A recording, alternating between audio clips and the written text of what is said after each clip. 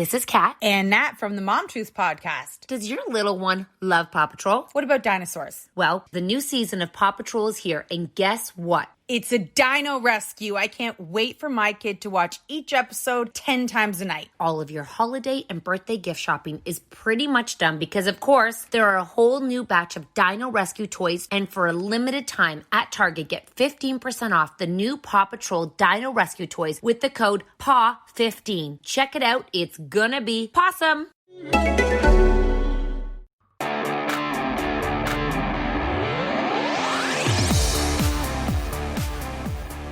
Hey Eagles fans, this is Mike Kaye from NJ Advanced Media. Welcome to the No Huddle Show podcast, where we discuss anything and everything Philadelphia Eagles. You can read our content on NJ.com/Eagles, bookmark that, and you can subscribe to our exclusive Eagles Insider text service, where we'll break news, give you insider observations, and provide in-depth analysis. Through Eagles Extra, you can send questions and comments directly to us, and we'll respond to your phone. With me today, as always, is my fellow Eagles beat reporter, Chris Franklin. Today, we're discussing the Eagles' injury woes, what's going on with Carson Wentz, and previewing the Week 2 matchup versus the Los Angeles Rams. Chris, how you doing today? Well, Mike, I'm doing well. Had a chance to look the tape and don't feel as bad as I did back on last Sunday, but I think heading into this upcoming matchup against the Rams, it should be a very good game. Yeah, I think these two teams match up pretty well against each other. I think this is going to be a close one either way. But when you look at the grand scheme of things, as I wrote on Monday, the Eagles really can't afford to go 0-2 given their schedule and the way it's shaking out. There's some good teams they're going to play over the next couple of weeks and obviously down the stretch.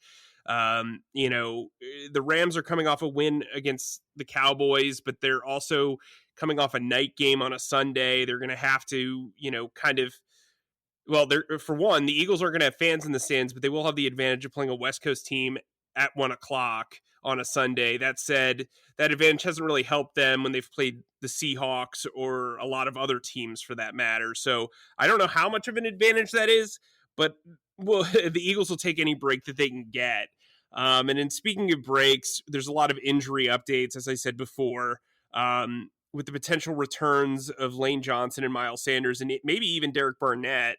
The Eagles are going to be in much better shape than they were against Washington. And let's not forget, the Eagles got off to a great start against Washington. It's just the wheels kind of fell off once they got kind of into a game plan that I don't think they necessarily benefited from. Let's put it that way. So, let's start off. Let's talk about Carson Wentz. You played some semi-pro football as a quarterback. You know what the quarterback sees, what the quarterback looks for, how to protect the quarterback, etc. When you watch the tape, what did you see from Carson Wentz?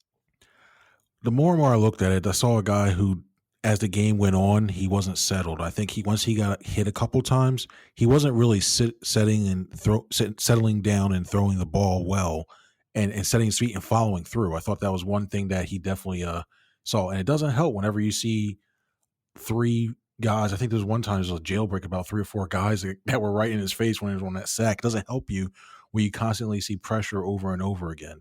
And I think that as much as he didn't want to admit it, I think he definitely got a little rattled and he started, that clock sped up a little bit faster. But there were guys that were open. There were definitely guys that were leaking open. If he just had that extra 2 seconds to go ahead and watch and basically go ahead and step and throw, he definitely would have been fine. But I think when you start to get some of these pieces back, especially if the offensive line or even if they adjust how they protect them well, I think I saw a couple stunts that the the Washington football team did that really crossed up some of the guards and centers and the guard and Jason Kelce. I think that once they get that stuff figured out, I think it's going to be all right. The problem's going to be now they're facing a 3-4, which brings in its own different looks and different adjustments. So as long as the communication continues to improve, as long as Wentz feels more comfortable in that pocket and being able to scan the field to go ahead and find who's open, I think he'll be okay. Yeah, I think, the problems that I noticed when I did my film review were common problems for Carson Wentz. Yes, the offensive line played horribly. Yes, he was constantly pressured. but a lot of his issues kind of stemmed from what was going on in training camp. You and I noted several times that he struggled to throw to his left. Both of his interceptions were on his left. Both of them seemed to leave his hand awkwardly as well. He struggled with accuracy. He missed guys high. He missed guys low. He overthrew guys. He underthrew guys. He threw behind guys. Like, he's had accuracy issues in the past. And when I say accuracy, I'm not talking about his completion percentage. I'm saying where he's placing the ball, whether it's caught or not. And I think, yes, you can say that he got skittish. I asked him about it. He denied it, but he also took credit for the inaccuracy. He took credit for some communication issues as well. The biggest issue, though, is holding on to the ball for too long. He refuses to throw the ball away. It's been his issue his entire career. And I think, I think that he's a guy that really needs to be able to understand, have awareness, right? There's one thing to have pocket awareness, but there's another thing to have situational awareness. And when it's first down and you're struggling and keep on fighting, when there's nobody open or there's pressure in your face, you're not living to see another play potentially because you could fumble. And he did that on one play on a first down. And surrendered a ball during a comeback attempt. He's a guy who forces it downfield sometimes, and that can lead to interceptions. He's typically very protective of the ball from a passing standpoint, but from a pocket standpoint, it's just like he takes these hits, and he cost them basically an opportunity at a cheap field goal, a 40-yard field goal, because he took a 13-yard lost sack. I mean, you can't do that. It's year 5. He's got to be more aware of his surroundings. We even saw Daniel Jones throw the ball into the dirt a couple of times the other night. Granted, he also had some major timing issues with being in the pocket for too long. So I think when we look at Carson Wentz, he's got a lot to learn from week 1, and maybe that being on top of his mind will help him in week 2 as they face the Rams and obviously Aaron Donald, who is a one-man wrecking crew. As Malik Jackson said today, we're recording Wednesday, he does everything well. He's a guy who can do everything, and he's a guy that can take on multiple blockers. And when we say multiple blockers, we're not just saying 2 blockers. Sometimes he can take on 3. He can take on 2 inside linemen and then the running back who's either trying to chip or pass pro. And if it gets to that point, you're kind of SOL. So, that's going to be interesting to see, as we talk about Aaron Donald. Let's talk about the offensive line. So Lane Johnson practiced on Wednesday in a full capacity. If he's there at right tackle, how much better do you feel about this offensive line, Chris? I think I feel a lot better when it comes to that. I think that it brings some normalcy back to that whole entire line. And I think you basically have somebody who can go ahead and who basically can use his feet. He uses hands comfortably and actually has game feel. I know Jack Driscoll, he's played college ball, but being that as his first game last week, I think he may have had a little jitters in there as well too. But I think Johnson, when you have now your bookends back and you can get that communication back, everybody is pretty much familiar with each other with the exception of Hairbig, who may quite possibly be the right guard again, starting again this week against the Rams.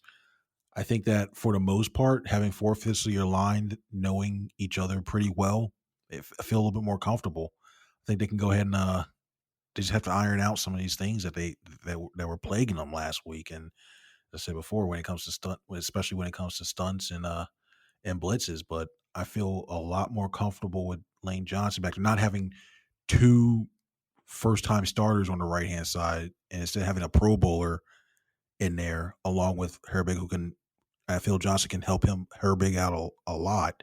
Just sometimes calming him down, sometimes saying, hey, look for this guy. Hey, look at this. I've seen this before.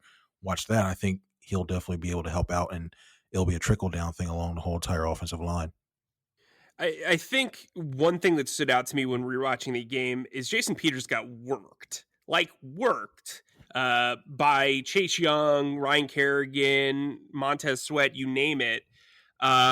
That was very disappointing. The guy just got his pay bump. And I thought he and Isaac Seumalo struggled a lot more than I would have expected.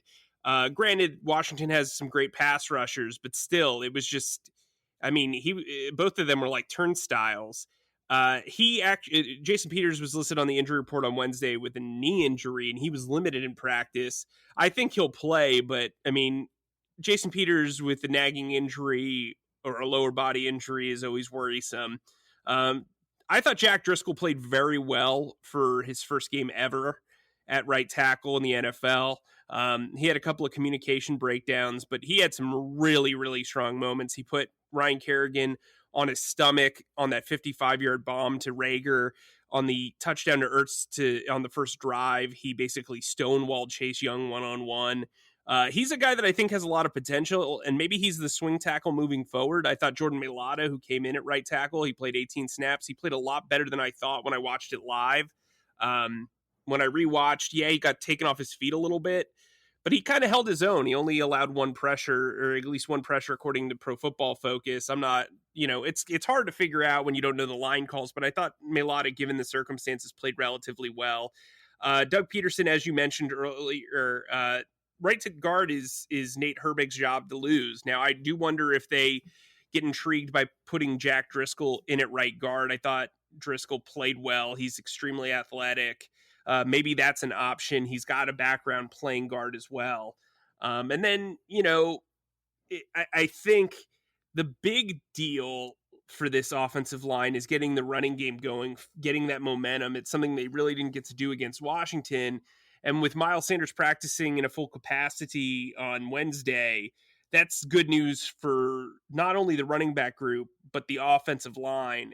How do you feel Miles Sanders can change things for this Eagles offense in week 2? Well, I think it's huge when it comes to there's so many layers that Miles Sanders can go ahead and he adds this offense. Not only obviously as a running back when it comes to finding the gaps or making something out of nothing by saying, hey, nothing's there at the designed hole, so hey, I can bounce this out, and has the quickness to do that. One thing I think that is key is that he can go ahead and help with that pass protection. That gets lost a lot of times when people talk about the overall protection scheme around a quarterback.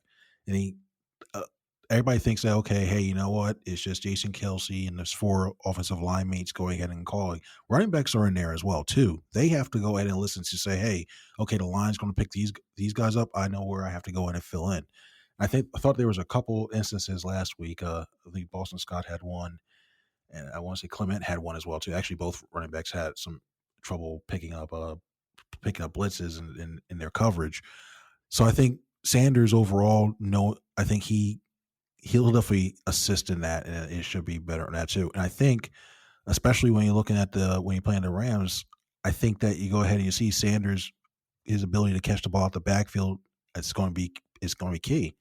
He can go ahead, not only he has decent enough hands go as well too, but he can make a man miss in the open field. And seeing what the Rams did against the Cowboys, I definitely feel comfortable knowing that if he continues to progress the way it looks like it's progressing, Sanders is, I think he can have a big day, even though it's his first game back. So Sanders brings so many different dimensions to this offense. He can assist in so many areas, and I think if his hamstring does hold up and is healed, is going to be big for the Eagles. Yeah, and I think the Rams' defense, its biggest weakness is linebacker. So getting him matched up against a linebacker could be really fun for the Eagles this Sunday. And then the last major injury update, as far as the defensive line, now Brandon Graham has a concussion. He's in the protocol, but he was outside on Wednesday. That's a very good sign that he could potentially be cleared in short order. We'll see how that goes. Concussions are hard to predict. But fellow starter Derek Barnett, who's had a hamstring, he practiced in a full capacity on Wednesday. Javon Hargrave, who had never practiced in pads as a member of the Eagles, practiced in a limited capacity today, or Wednesday, I should say. So that's an encouraging sign. We spoke to Jim Schwartz and Malik Jackson about Josh Sweat, who I think is like the name to watch. I brought this up several times. I really think he's going to be a starter by midseason. Chances are he will probably start this game with Vinny Curry going on IR. Brandon Graham potentially not being available, and Derek Barnett working his way back from a hamstring injury. I would imagine that they raise Joe Osman from the practice squad this week, as well as keep Casey Toohill active. look, we look at this Rams offensive line. I know you got to watch a little bit of them. Obviously, Andrew Whitworth is a very good left tackle, but I think there's some weaknesses inside. I think you can pull off a lot of stunts here and really create some confusion, similarly to how Washington did with the Eagles last week. I also think Josh Sweat's speed is a really good matchup and advantage against the aging Whitworth. What are your thoughts on the defensive front versus this offensive line? I think the pass rush has the potential to actually go ahead and have a little bit more of an impact than it did against Washington. I think the key is going to be is that they do have speed. I'm not worried so much about Brandon Graham, but I'm worried about Josh Sweat being too excited when it comes to playing the Rams. The one thing the Rams love to do is run that end around, that jet sweep motion. And if you don't have a DN that's playing a sound assignment, technical contain on that outside, you can go ahead and get first out, pick up 8-9 chunk yards or even bigger when it comes to these outside runs. So the main thing is I definitely think the pass rush will be fine. I want to see if they remain disciplined enough to go ahead and keep those running backs, especially I think especially when they run those outside. Malcolm Brown is going to be good, and Akers can be good as well too. But I want to make sure they turn everything back inside in order to make sure to where the help is going to come from when your linebackers, your safeties, and everything else. So I think as long as the defensive ends and not just Sweat, but I think also too Hill if he plays as well too, and Osman if he gets called up, I think all the defensive ends are going to have to do a better job containing. But overall, the pass rush can definitely be formidable.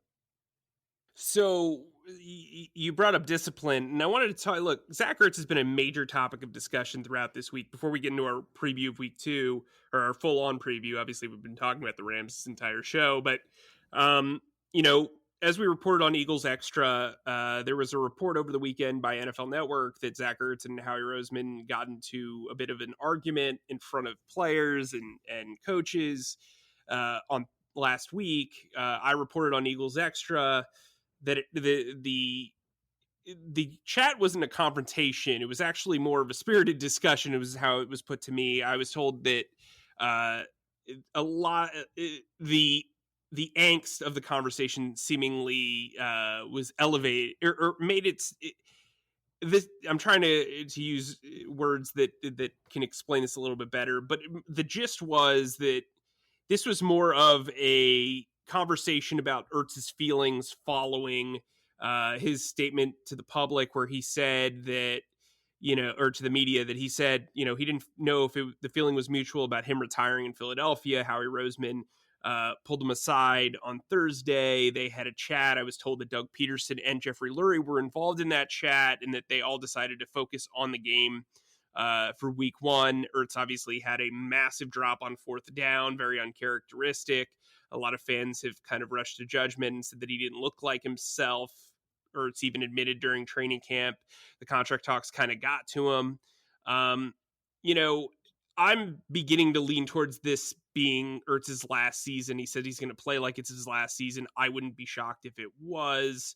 I've done a lot of work on kind of what his outlook in a trade would be. I know a lot of people have said, why doesn't Carson Wentz step up and kind of take the reins and kind of, do something for his best pal? I spoke to 3 GMs on Tuesday, former GMs on Tuesday. They said that that's just not really how it works in the NFL. Quarterbacks really don't have the clout to just, make demands about other players' extensions.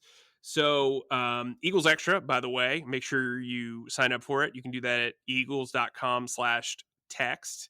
You can get all of this great information straight to your phone before everybody else gets it on social media. You can also avoid social media if that's not really your thing. But anyway, Chris, I wanted to ask you, what's your outlook on Ertz this year? Do you think it's time to just give Dallas Goedert the reins, or are you just kind of, watching this as it develops? I'm going to watch it as it develops. Although I will say it is kind of funny how on the Eagles social media, it seems like there's been a lot more Dallas Goedert stuff that has popped up a lot lately, a lot, especially with all this stuff going on. But I think right now, if it gets to the point where this team is out of it halfway through the season, or it looks like they're going to be out of it, and there's no way they can get that extra playoff spot. I think it's then you go ahead and you start trying to see what you have in Goddard. But as of right now, I think it was just one game. I think he was kind of, a little bit distracted, especially seeing that Goddard was getting the targets and having the day he was. I think that may have crept into his mind a little bit, but overall, I think right now you still have the best combo of tight ends in the league. Why not use it to see what you got for this one last year? Because if it is the last year, which at first I thought it'd pay him, but the more and more the signs are on the wall saying, hey, you know what, they're not going to pay what he's looking for. I think just right now you just have to roll with it and continue to use that 12 personnel, the 12 personnel that you have right now, in order to use it, because you may not have that again for a couple, 2, 3, 4 years, for a long time with the caliber of tight ends that you have right now. So I probably would say it's looking like it maybe Zach Ertz's last year of Philadelphia, but I don't think what we saw last Sunday will be the normal. I think it was a blip, but you can kind of tell it's starting to become a distraction a little bit, I think. And when Chris says 12 personnel, to explain, I got a bunch of emails asking about this when I did the film breakdown. 12 personnel is not about how many players are on the field. It's how many players of a different personnel group there are. So 12 personnel would be one running back and 2 tight ends. 13 personnel would be 1 running back, 3 tight ends. 22 personnel would be 2 tight ends and 2 running backs.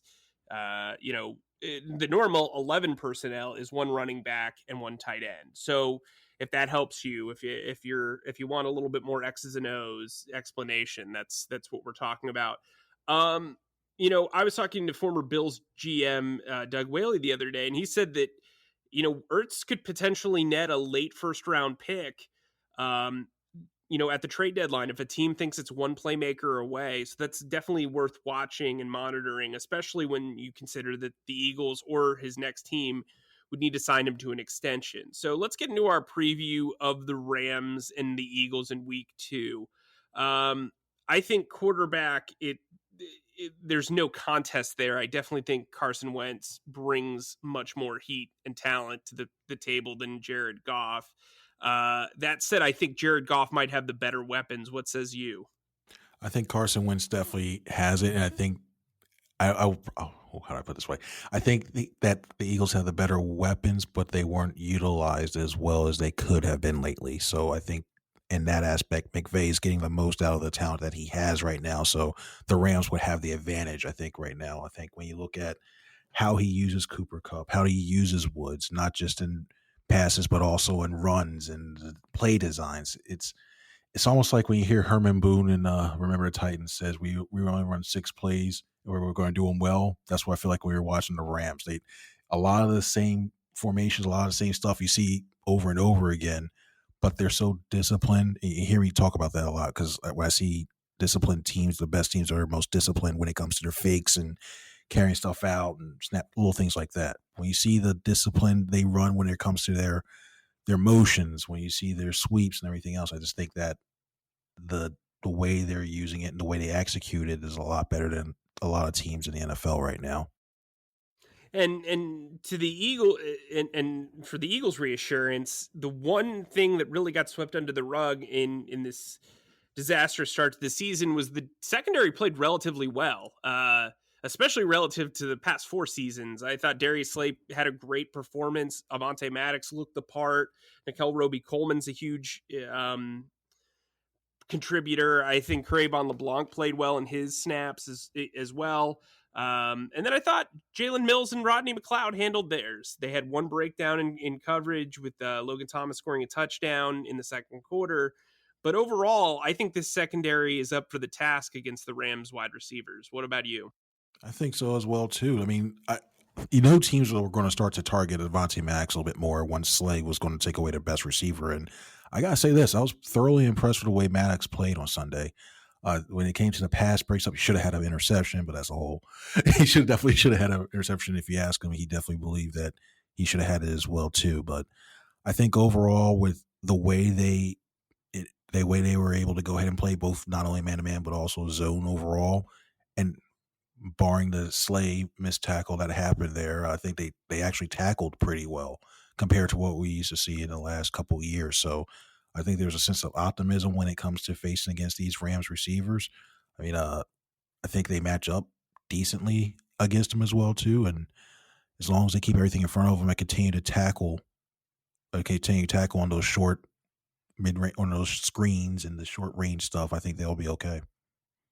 You brought up earlier Malcolm Brown and Cam Akers. They ran wild on Dallas. I don't think Dallas has got a very good run defense.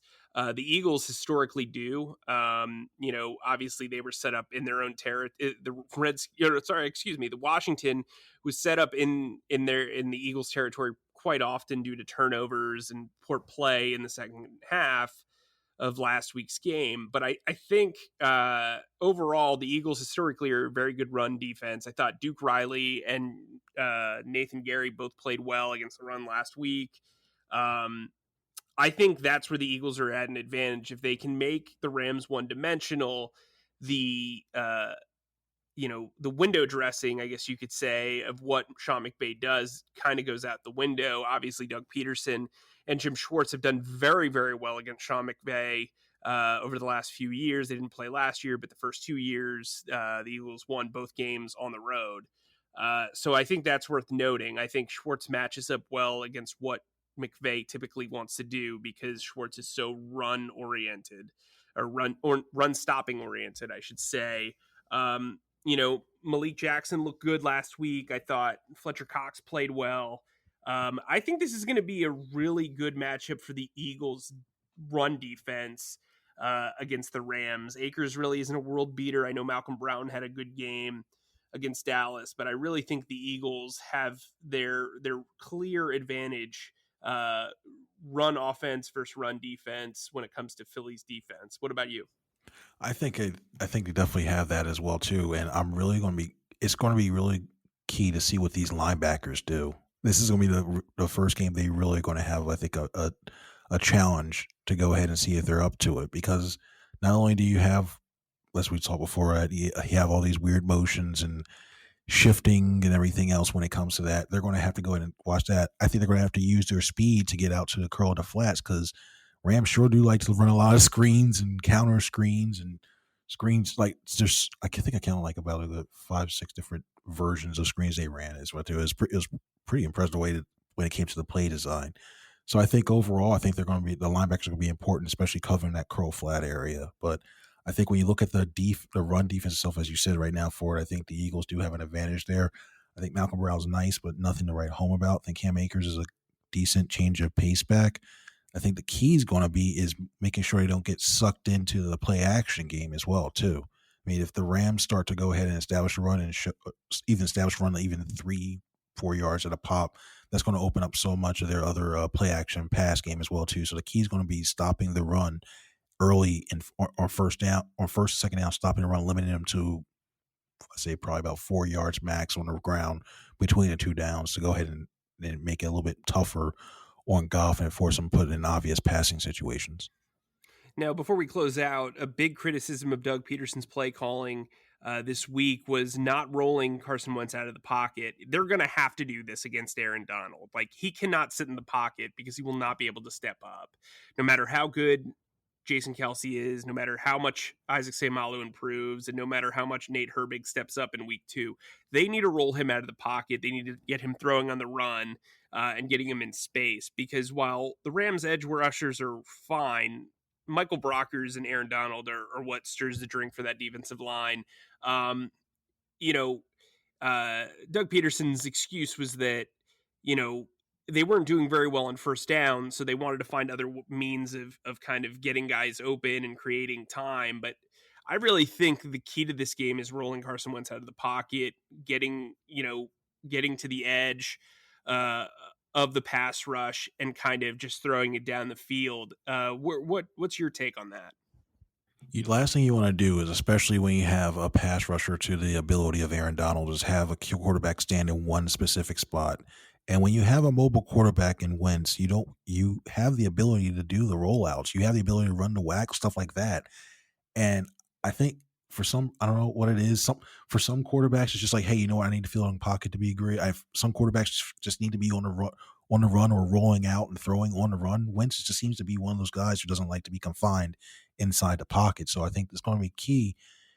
Not just so much over. You don't have to do it every play. You don't have to do it every single thing, but at least give the illusion to go ahead and roll out. I probably roll out away, see where Donald is, and roll away from him to make him chase him, go across the field to try to go back and chase Wentz.